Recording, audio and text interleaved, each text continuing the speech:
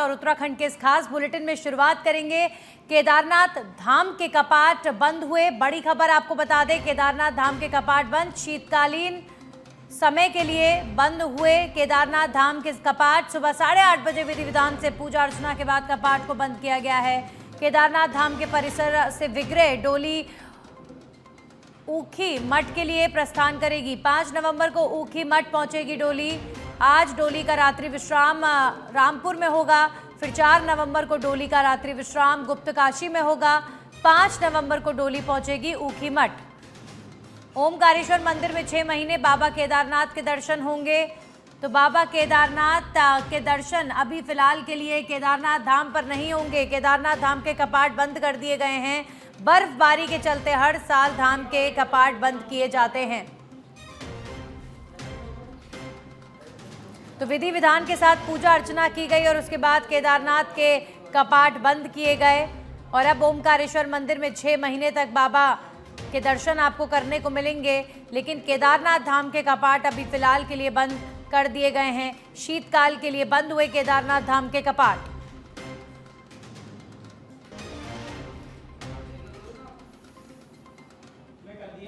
वहीं केदारनाथ के बाद बंद हुए गंगोत्री के कपाट। परंपरा के अनुसार 12:14 पर कपाट बंद कर दिए गए और लगभग 12:15 बजे मां गंगा की भोग मूर्ति ने भैरव मंदिर के लिए प्रस्थान किया है। बर्फबारी के चलते हर साल बंद किए जाते हैं कपाट। तो केदारनाथ के कपाट बंद हुए, गंगोत्री के कपाट बंद हुए। हर साल बर्फबारी से पहले कपाट बंद कर दिए जाते हैं। उससे पहले बड़ी संख्या में श्रद्धालुओं ने 4 धाम की यात्रा की है। तो केदारनाथ गंगोत्री के दर्शन भी किए हैं। तो अभी फिलहाल केदारनाथ के बाद गंगोत्री के कपाट बंद हो चुके हैं।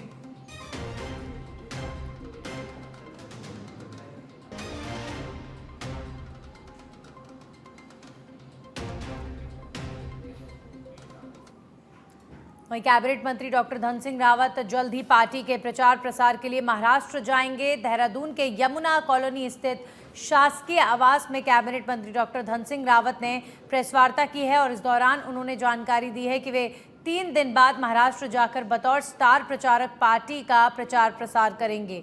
उन्होंने बताया कि केंद्रीय नेतृत्व की ओर से ये जिम्मेदारी दी गई है और इससे पहले 40 दिनों तक उन्होंने जम्मू कश्मीर में भी पार्टी का प्रचार प्रसार किया था।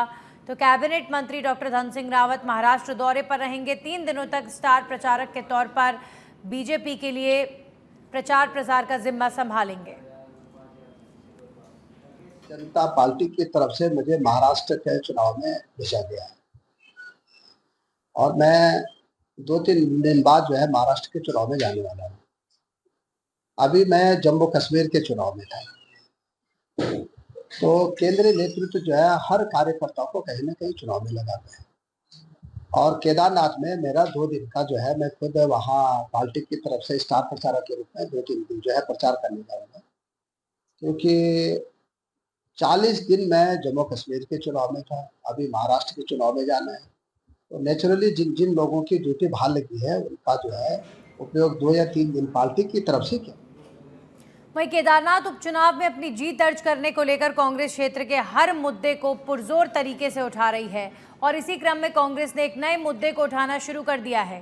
दरअसल केदारनाथ सीट से टिकट बंटवारे पर बीजेपी ने दिवंगत विधायक शैला रानी रावत की बेटी ऐश्वर्या को टिकट न देकर बीजेपी प्रदेश महिला मोर्चा अध्यक्ष आशा नौटियाल को दिया है टिकट, जिसको अब कांग्रेस मुद्दा बना रही है। कांग्रेस का कहना है कि शैला रानी रावत की बेटी को टिकट न देकर उनका अपमान किया गया है। कांग्रेस का ये भी कहना है कि सरकार द्वारा शोषित हर व्यक्ति वर्ग का मुद्दा वो उठाती रही है और क्योंकि शैला रानी रावत ने पूर्व में बतौर कांग्रेस विधायक के तौर पर केदार घाटी में विकास के कार्य किए हैं, इसलिए उनकी बेटी की उपेक्षा जायज नहीं है। वहीं बीजेपी ने इसे सिरे से नकारा है और कहा कि पार्टी ने सोच समझकर ही टिकट का बंटवारा किया है और विचारपूर्ण तरीके से ये हुआ है। साथ ही कहा कि आशा नौटियाल एक जुझारू महिला हैं और पार्टी की जीत को अवश्य सुनिश्चित करेंगी। कांग्रेस पार्टी हर उस व्यक्ति का मुद्दा उठाती है जो सरकार द्वारा शोषित हो, पीड़ित हो। भारतीय जनता पार्टी की जन विरोधी नीति की छाया में इस बार शैला रानी जी की बेटी आई हैं। भाजपा का एक ट्रेंड रहा है कि वो जो भी दिवंगत विधायक हैं उनके आश्रितों को टिकट देती रही है। केदारनाथ में भाजपा ने ये परंपरा तोड़ी है और शैला रानी जी कांग्रेस में भी विधायक रही हैं और जब वो कांग्रेस में थी उसी दौर में केदारनाथ क्षेत्र में विकास के काम बड़ी मात्रा में हुए हैं, तो जनता निश्चित तौर पर कांग्रेस के दौर को याद करती है। वहीं उत्तराखंड में जल्दी उच्च शिक्षा विभाग की ओर से सेमिनार का आयोजन किया जाएगा। उच्च शिक्षा उन्नयन समिति के उपाध्यक्ष डॉक्टर देवेंद्र भसीन ने बताया कि राष्ट्रीय शिक्षा नीति के तहत युवाओं के कौशल विकास पर विशेष ध्यान दिया गया है। इसको देखते हुए राज्य के युवाओं के कौशल विकास के लिए सरकार जल्द ही एक सेमिनार का आयोजन करने जा रही है। इस सेमिनार में विश्वविद्यालयों के कुलपति और उद्योग जगत के प्रतिनिधि मौजूद रहेंगे। इसके तहत उद्योग जगत के द्वारा उद्योगों की मांग के अनुरूप युवाओं में कौशल की मांग की जाएगी। इसके आधार पर विश्वविद्यालयों के पाठ्यक्रम में बदलाव भी किया जाएगा।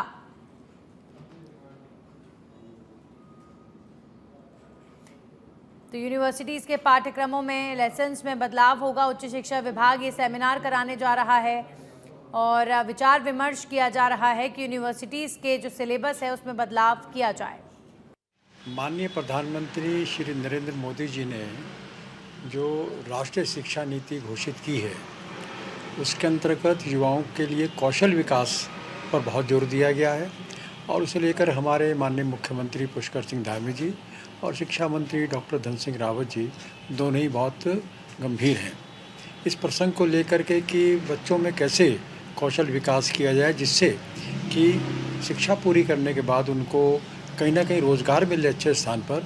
तो उद्योग के साथ जो तालमेल है उसको बनाने के लिए बहुत शीघ्र ही एक जो सेमिनार या वर्कशॉप हम लोग करने वाले हैं जिसमें जहां एक और हमारे विश्वविद्यालयों के कुलपति रहेंगे और दूसरी ओर जो उद्योग जगत के लोग हैं वे रहेंगे। और उद्योग जगत से हम ये अनुरोध करने वाले हैं कि आपकी। वहीं चमोली के गोपेश्वर में बीते दिनों एक घर से हुई आभूषण की चोरी के मामले को पुलिस ने सुलझा लिया है। मामले में चमोली पुलिस ने 3 नाबालिगों को आभूषण और नकदी के साथ गिरफ्तार किया है। इस मामले में हैरानी की बात यह है कि घर के नाबालिग बेटे ने ही गेमिंग और ट्रेडिंग की लत के चलते अपने दोस्तों के साथ मिलकर चोरी की वारदात को अंजाम दिया। वहीं पुलिस ने 48 घंटों के अंदर पूरे मामले का खुलासा किया है। ये घटना 31 अक्टूबर की है जिसमें 40 लाख रुपए की चोरी को अंजाम दिया गया था।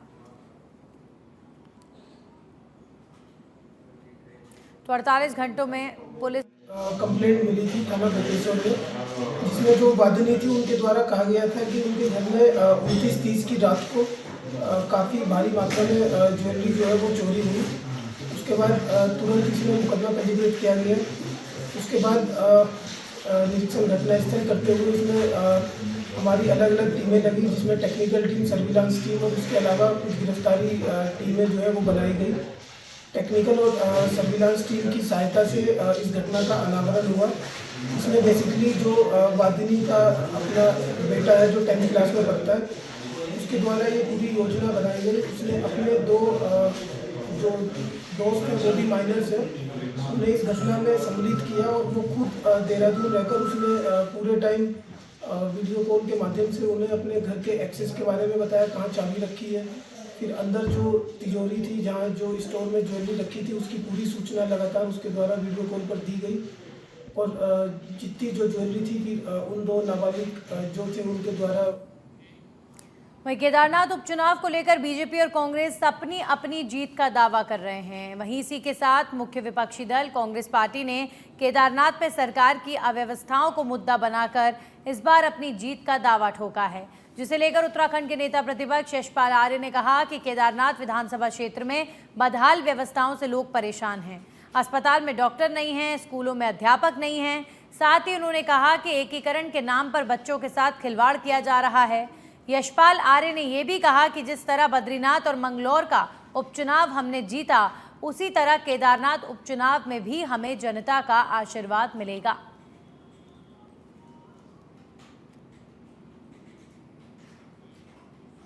व्यवस्थाएं बदहाल हैं। कहीं पर भी किसी भी अस्पताल में डॉक्टर्स नहीं है। विशेषज्ञ की बात तो, स्पेशलिस्ट की बात तो छोड़ दीजिए, स्टाफ नहीं है, अध्यापक नहीं है। एकीकरण के नाम पर बच्चों के के भविष्य के साथ खिलवाड़ हो रहा है। तमाम विषय हैं, राज्य के विषय हैं, देश के विषय हैं, महंगाई, बेरोजगारी, पलायन, ध्वस्त कानून व्यवस्था, डर और भय का माहौल, तमाम मुद्दों को लेकर हम जनता की साल की तरह इस बार भी दिवाली की रात उत्तराखंड की फिजाओं में खूब जहर घुला है। जी हां, हम बात कर रहे हैं प्रदूषण की। 2 दिन तक सेलिब्रेट हुई दीपावली पर देहरादून समेत उत्तराखंड के तमाम बड़े शहरों में AQI लेवल काफ़ी बिगड़ गया। उत्तराखंड के 4 बड़े मैदानी शहर देहरादून, हरिद्वार, उधम सिंह नगर और नैनीताल में हवा की स्थिति काफ़ी बिगड़ गई। उत्तराखंड प्रदूषण नियंत्रण बोर्ड से प्राप्त हुए आंकड़ों के अनुसार 31 अक्टूबर को देहरादून में एयर क्वालिटी इंडेक्स का एवरेज 288 रहा, जो कि काफ़ी खराब माना जाता है। वहीं दून यूनिवर्सिटी इलाके में AQI लगभग 333 दर्ज किया गया। हालांकि ऋषिकेश समेत कुछ शहरों में स्थिति पहले के मुकाबले बेहतर रही। वहीं पूरे उत्तराखंड की बात करें तो बीते कुछ सालों के मुकाबले इस बार एवरेज एयर क्वालिटी इंडेक्स पहले से बेहतर स्थिति में दर्ज किया गया है।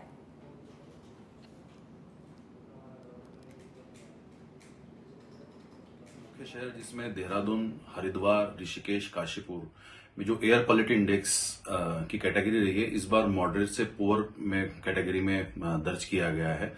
हरिद्वार में एयर क्वालिटी इंडेक्स पिछले साल की तुलना में काफी अच्छा रहा है। मुख्य रूप से इस बार PM 2.5 और PM 10 को कम करने का उद्देश्य था, जिसके क्रम में विविध शहरों में नगर निगमों द्वारा पानी का छिड़काव भी किया गया। पहली बार ड्रोन से जो स्प्रे करते हैं हम लोग धूल को कम करने के लिए, वातावरण को शुद्ध करने के लिए, उसका भी उपयोग किया गया।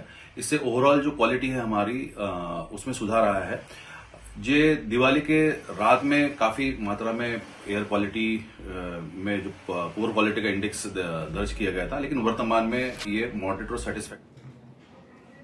वहीं अब खबरों में आगे बढ़ेंगे और बात करेंगे विकास नगर के सिंघनी वाला इलाके में चेकिंग के दौरान इनामी बदमाश ने पुलिस पर हमला कर दिया, जिसके बाद पुलिस ने जवाबी कार्रवाई करते हुए बदमाश को घायल कर दिया और उसे गिरफ्तार कर लिया गया। दरअसल पुलिस से डरकर बाइक सवार बदमाश सहसपुर की तरफ भाग रहा था, जिसके बाद शेरपुर में निर्माणाधीन हाईवे के पास पुलिस और बदमाश की मुठभेड़ हुई, जिसमें बदमाश घायल हो गया। मौके पर SSP ने पहुंचकर घटना का जायजा लिया है। मुठभेड़ में घायल बदमाश की पुलिस को लंबे वक्त से तलाश थी। पुलिस ने इस बदमाश पर 10,000 का इनाम भी घोषित कर रखा था।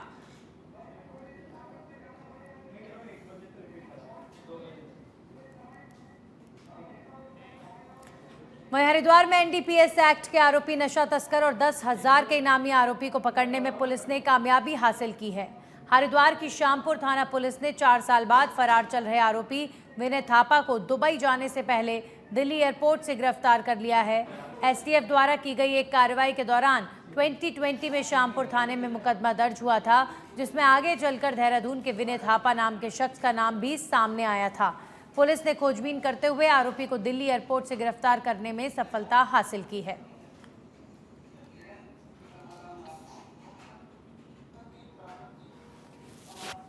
ये मामला 2020 में NDPS एक्ट में एक अभियोग पंजीकृत हुआ था, जिसमें तभी से विनय थापा नाम का एक अभियुक्त लगातार फरार चल रहा था और इसके काफ़ी प्रयास के बाद भी इसका कोई पता नहीं चल पाया था। लेकिन थाना पुलिस द्वारा लगातार इसमें पैरवी की गई थी, क्योंकि ये मुलजिम 29 का आरोपी था NDPS एक्ट की। तो मफरूरी में इसके खिलाफ चार्जशीट लगी थी। सिर्फ इसका नाम ही प्रकाश में आया था, लेकिन थाना श्यामपुर पुलिस द्वारा बहुत महत्वपूर्ण सुराग को हाथ में रखते हुए आगे बढ़ते हुए इसमें इसका इनाम की। वहीं प्रदेश सरकार द्वारा UPCL के प्रबंध निदेशक अनिल यादव को 2 साल का सेवा विस्तार दिया गया है। सरकार के इस फैसले के खिलाफ कांग्रेस लगातार हमलावर हो रही है। केदारनाथ उपचुनाव में कांग्रेस इसे मुद्दा बना रही है कि भ्रष्टाचार के आरोपी अनिल यादव को सेवा विस्तार देकर सरकार साबित कर रही है कि वे भ्रष्टाचारियों को संरक्षण दे रहे हैं। इस मामले को तूल पकड़ता देख भाजपा के प्रदेश अध्यक्ष महेंद्र भट्ट बचाव मुद्रा में हैं। उनका कहना है कि वे सरकार से बात करेंगे कि इस फैसले की समीक्षा हो। प्रदेश सरकार द्वारा अनिल यादव को सेवा विस्तार देने से 10 काबिल इंजीनियरों को इस पद की होड़ से बाहर होना पड़ा है। इनमें से कई अच्छे इंजीनियर और अफसर हैं जो UPCL की कार्य प्रणाली को बेहतर कर सकते थे और इस संस्थान को आगे ले जाने की क्षमता रखते हैं। देहरादून में पत्रकारों के साथ बातचीत में बीजेपी के प्रदेश अध्यक्ष और राज्यसभा सांसद महेंद्र भट्ट ने कहा है कि UPCL के MD अनिल यादव को सेवा विस्तार देने के मामले में वे मुख्यमंत्री से बात करेंगे कि इस फैसले की समीक्षा की जाए।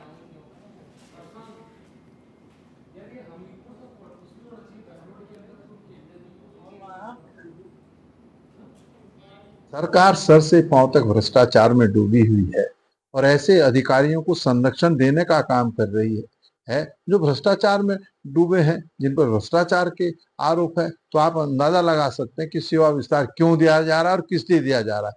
ये स्पष्ट परिलक्षित होता है। समीक्षा का विषय है, मुख्यमंत्री से सामने बातचीत हो रही है और किसी व्यक्ति को अपराधी तत्काल मान लेना ये भी संभव नहीं होता है। अधिकारियों की सेवा भी ली जाती है, लेकिन पिछले दिनों विषय निकल कर आए हैं तो मैं मुख्यमंत्री उसको संज्ञान लेंगे। वहीं पूर्वांचल समाज के महापर्व छठ को देखते हुए आज वार्ड नंबर 1 में संभावित पार्षद प्रत्याशी रामकृष्ण प्रसाद के नेतृत्व में पानी की स्थिति को देखते हुए छठ घाट पर सफाई अभियान चलाया गया, जिसमें पूर्वांचल समाज के महापर्व छठ को देखते हुए छठ घाट की साफ सफाई की गई।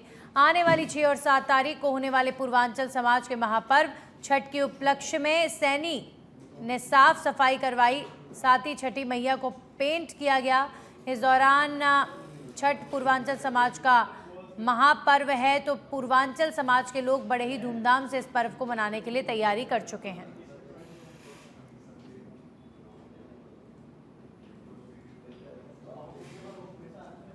तो कई वर्षों से पूर्वांचल समाज इस पावन पर्व को मना रहा है और जो छठ घाट पूरे साल खराब स्थिति में हो जाते हैं, छठ पर्व आने पर उन्हें बेहतर स्थिति में किया जाता है। वहीं सरोवर नगरी नैनीताल और उसके आसपास अगर आप अपने वाहन से घूमने आ रहे हैं तो जाम से भी आपको निपटना पड़ेगा।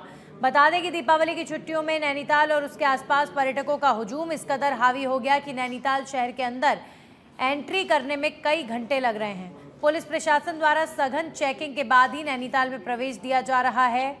यहाँ होटल, गेस्ट हाउस अधिकांश फुल हो चुके हैं, जिसके कारण कारोबारियों के चेहरों पर मुस्कान देखने को मिल रही है। पर्यटक स्थलों में जगह जगह जाम की स्थिति दिखाई दे रही है। पुलिस प्रशासन को जाम खोलने के लिए एड़ी चोटी का जोर लगाना पड़ रहा है।